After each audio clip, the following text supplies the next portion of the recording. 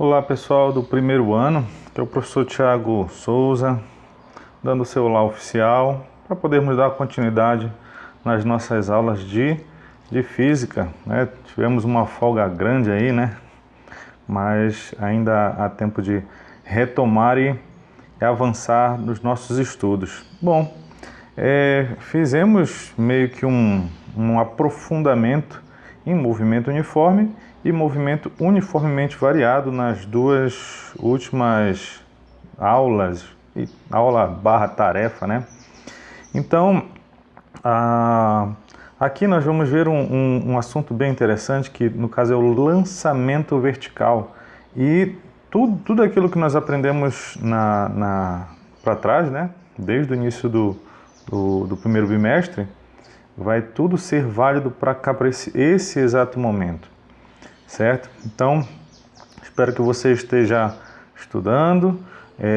Estou enviando as páginas do livro didático, mas se você preferir, vá lá na escola, pegue lá o seu livro e estude. Fique fuçando a internet, o importante é que você adquira conhecimento, tá bem? Bom, vamos lá. Lançamento vertical é um assunto de certa forma interessante. Ó, a primeira foto que você está vendo aí é lá da minha cidade, Belém do Pará. Isso aí, se não me engano, é a Praça da República. E olha só, essa praça, e não só a praça, mas muitas ruas de Belém, principalmente do centro, tem um corredor de mangueiras. E todo mundo já escutou, já viu alguma situação de uma manga acertado um carro, quebrado um para-brisa de um carro. Mas são pontos interessantes, né? Como é que pode uma fruta conseguir fazer um estrago tão grande num carro, né? Uma fruta cabe na palma da mão. Nós vemos alguns fenômenos, como eu gosto de falar, né? São conhecidos nossos.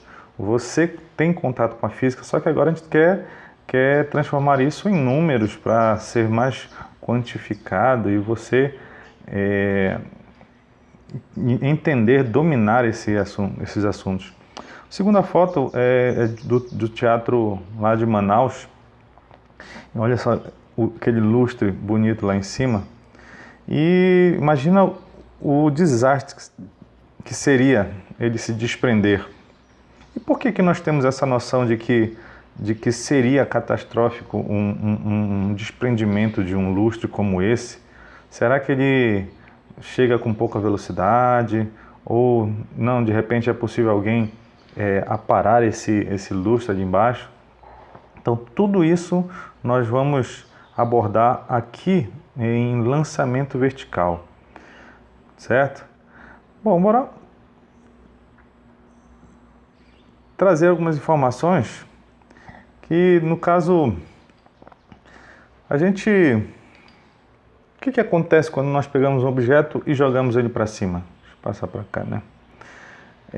A gente sabe que eles sobem, vão até certo ponto, param e voltam, né? E eles voltam a descer e percebemos que a velocidade dele muda, que ela é variável durante todo o trajeto. Então a gente sabe que qualquer objeto em movimento vertical, podemos dizer assim, nas proximidades do planeta Terra, no caso, ele fica sujeito a uma aceleração constante. Aceleração, a gente já está conversando sobre isso, né?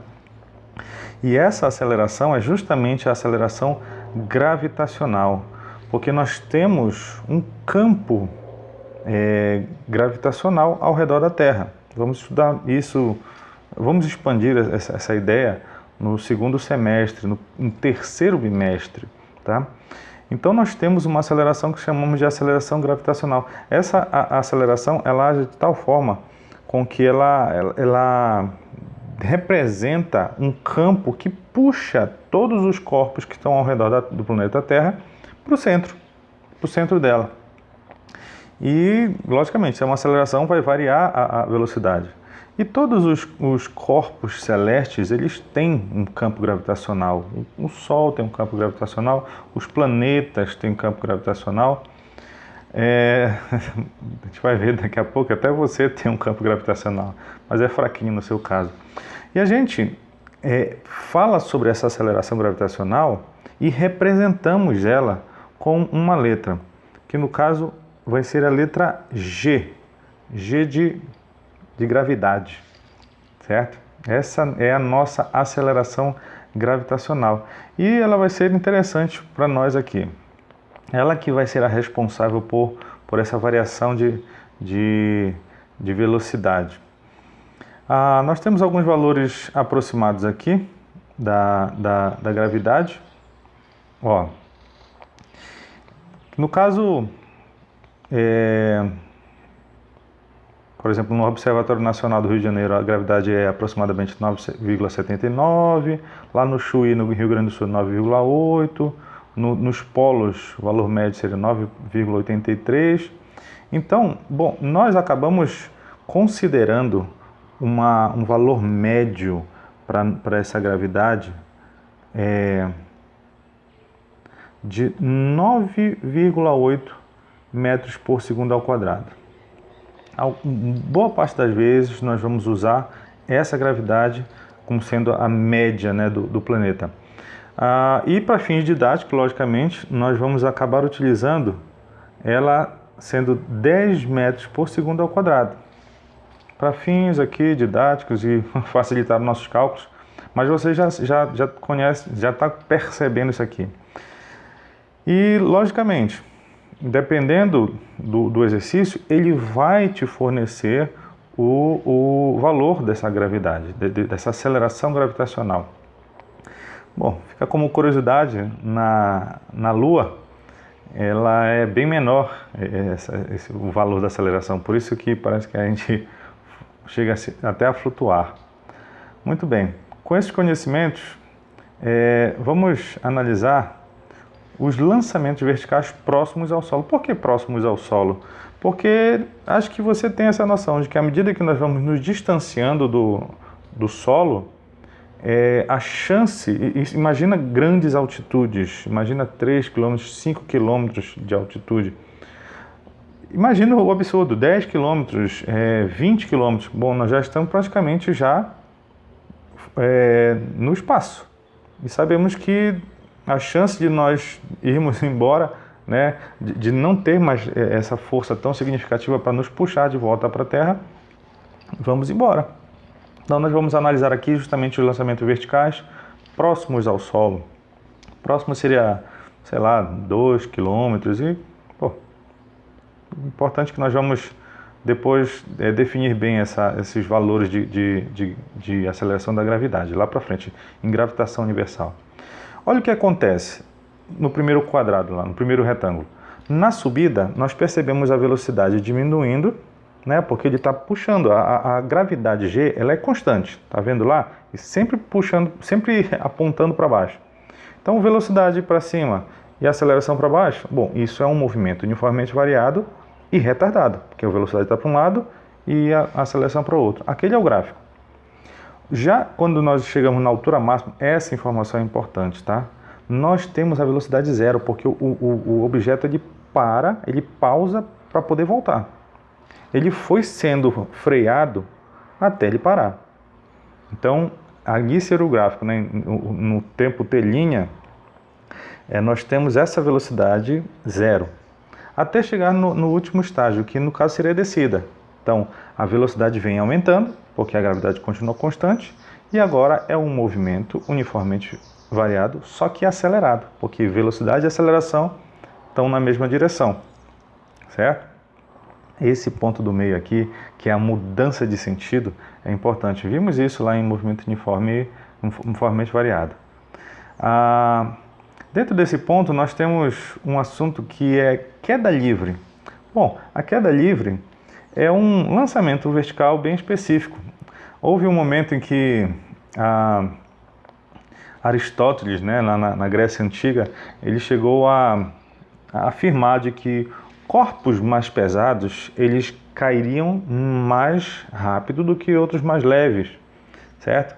E isso foi aceito, né, até que Galileu, né, fizesse um experimento lá na Torre de Pisa, lá na Itália, com dois objetos. E, na verdade, diversas experiências como essa já foram feitas, né? E a ideia é que aqueles dois objetos de massa diferente, eles iriam cair no mesmo instante, gastaria o mesmo tempo. E isso que ele fez ali, os dois objetos com massa diferente chegaram ao mesmo tempo. E aí isso foi estranho. Mas Thiago, se eu jogar um ferro de passar e uma pena, é lógico que o ferro de passar vai cair antes, ou que seja uma folha de papel, uma amassada e uma aberta, né? Essa amassada vai cair antes. Aí é porque a resistência do ar não permitiu que, ou atrapalhou o processo da folha aberta. É a mesma coisa da pena. Mas vocês sabiam que um dos primeiros experimentos que fizeram lá na Lua, os primeiros astronautas que foram, foi jogar dois objetos, inclusive uma pena. E não lembro qual foi o objeto, mas sei que dois objetos, vou aqui chutar, né? Tipo um tijolo e uma pena. Ele soltou os dois lá na Lua e os dois caíram ao mesmo tempo. Ao mesmo tempo, um tijolo e uma pena. Por quê? Porque lá não tem a influência da atmosfera, do ar. Então, quando nós falamos em queda livre, é justamente isso. Desconsiderando todos esses efeitos do ar, esse efeito de resistência. Mas todos, sempre eles... Olha, eu vou colocar aqui, sem resistência. Então, isso que nós enunciamos como sendo queda livre, tá? Então, fique atento quando nós pontuarmos isso. Muito bem. E quais são essas equações do lançamento vertical? Bom, já que deu para perceber que é um movimento